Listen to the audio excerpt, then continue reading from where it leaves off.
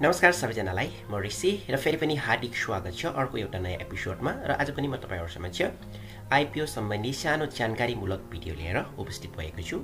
यदि तपाई मेरो YouTube च्यानलमा सब्स्क्राइब गरिसक्नु भएको छ भने पक्कै पनि तपाईले विगत केही महिनादेखि मैले आईपीओ सम्बन्धी कन्टेन्टहरु प्रस्तुत गर्दै आइरहेको छु। यदि तपाईलाई कुनै पनि जिज्ञासा भए सहजीकरणको लागि मलाई डाइरेक्ट मेसेज गर्न सक्नुहुनेछ WhatsAppमा भने तपाईले यही भिडियोको कमेन्ट बक्समा पनि कमेन्ट गरेर तपाईको मनमा लागेका विचारहरु शेयर गर्न सक्नुहुनेछ। आज म तपाईहरुलाई भर्खरै मात्र इस्यु भएको अर्थात 4 डिसेम्बर 2024 मा इस्यु भएको नयाँ कम्पनी JMLI अर्थात ग्रेडियन्ट माइक्रोलाइफ इन्स्योरेन्सको बारेमा तपाईहरुलाई सानो जानकारी दिन गइरहेको छु।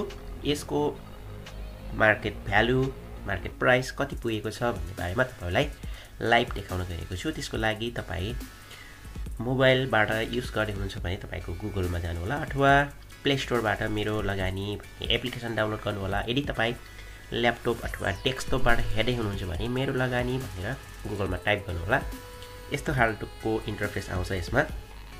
त्यसपछि तपाईले यो खालको इन्टरफेस आइसकेपछि यो फर्स्टमा मार्केटमा जानु होला। मार्केटमा गइसकेपछि तपाईले मार्केट ओभरभ्यू भन्ने यहाँ छ, यसलाई क्लिक गर्नु होला। त्यसपछि तपाईले अर्को एउटा लाइभ यो चार्ट ओपन हुन्छ। त्यसपछि तपाईले आवेदन दिनुभएको आईपीओ को सिग्नल नम्बर हुन्छ, सिम्बल नम्बर। जस्तै तपाईले यो कम्पनी नेम अफ सिम्बल भन्छ, यहाँ टाइप गर्नु होला सर्च बक्समा। त्यसपछि तपाईले अहिले यो JMLI अर्थात ग्रेडियन्ट माइक्रोलाइफ इन्स्योरेन्सको फेस भ्यालु कतिसम्म पुगेको छ, यसको मार्केट प्राइस कति पुगेको छ, यो 100 रुपैयाँ अंकितमा जारी भएको थियो 4 डिसेम्बर 2024 मा र आज आएर यसको मार्केट प्राइस कति छ भनेर तपाईले यस ठाउँबाट हेर्न सक्नुहुनेछ है त। त्यसपछि यो सर्च बक्समा गइसकेपछि JMLI अर्थात ग्रेडियन्ट माइक्रोलाइफ इन्स्योरेन्स लिमिटेडमा गएर क्लिक गर्नु होला। त्यसपछि तपाईले सर्च गर्नु होला। सर्च गरिसकेपछि यसको सम्पूर्ण डिटेल्स यसमा आउँछ। यो कहिलेबाट तपाईको देख्न सक्नुहुनेछ। यो 200 बाट बढेर 400, 600, 800, 1000, 1200, 1400, 1600, 1800 हुँदै आजको दिनसम्म तपाईको 2000 यसको मार्केट प्राइस भएको छ। अर्थात तपाईले यदि 1000 यो कम्पनीमा इन्भेस्ट गर्नु भएको थियो, आईपीओ भर्नु भएको थियो र तपाईको आईपीओ तपाईलाई परेको थियो भने तपाईले अहिले टोटल अमाउन्ट अफ 20,000 अर्थात 1000 ले तपाईले 20,000 रुपैयाँ इन्कम गर्नुभयो। तपाईको 1000 कटाएर पनि तपाईले 19,000 इन्कम गर्नुभयो आजको दिनसम्म है त।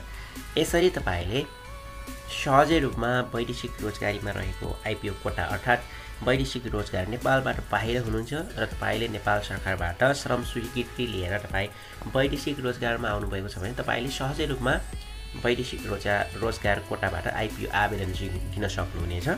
यदि तपाई सर्वसाधारण लगानीकर्ता हुनुहुन्छ, तपाई नेपालमै हुनुहुन्छ भने पनि तपाईले वैदेशिक रोजगारीमा रहेका नेपालीहरूलाई आईपीओ जारी गरिसकेको पार्ट भइसकेपछि तपाईले नेपालमा आइसकेपछि नेपालबाट पनि तपाईले आवेदन दिन सक्नुहुन्छ। यसको लागि तपाईसँग एउटा बैंक एकाउन्ट हुनुपर्नेछ र एउटा डिमेट एकाउन्ट। यदि तपाई बैंक एकाउन्ट र डिमेट एकाउन्ट छ भने सहजै रूपमा नेपालबाट पनि तपाईले यो 100 रुपैयाँ अंकित मूल्यको आईपीओ भरेर तपाईले 3000 देखि मिनिमम 3000 देखि 20, 25, 30,000 सम्म सहजै रूपमा तपाईले इन्कम गर्न सक्नुहुनेछ।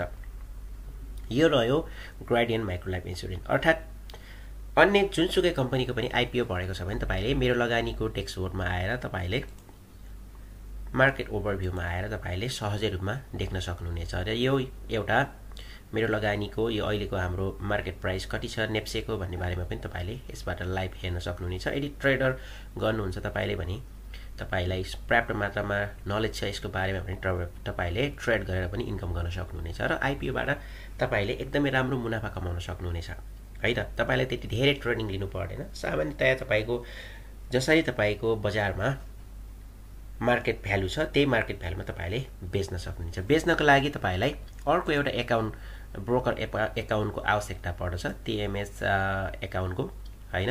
TMS एकाउन्ट छ भने तपाईले यो TMS एकाउन्टमा नेपालमा थर्स फ्राइडे अनि सटरडे अफिस बन्द हुन्छ। अन्य बारमा तपाईले यो TMS एकाउन्ट अहिले मेरो TMS एकाउन्ट 58 ब्रोकर नम्बर 58 हो भने तपाईले गुगलमा गएर सबैभन्दा टप ब्रोकर कुन छ त्यसमा छानेर तपाईले सहजै रूपमा त्यो बाई एन्ड सेल गर्न सक्नुहुनेछ।